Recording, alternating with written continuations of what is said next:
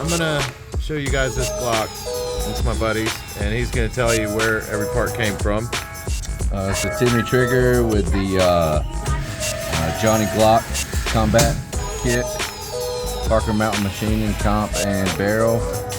The slide was cut by Dynamic Weapon Solutions, Aimpoint Acro, Kegworks, slide release, Darren Tactical base plate. That thing is a fine machine.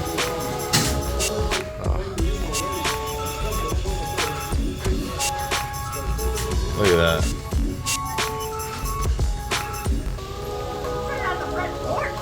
All right. Hi, come on in. Yeah, come on in.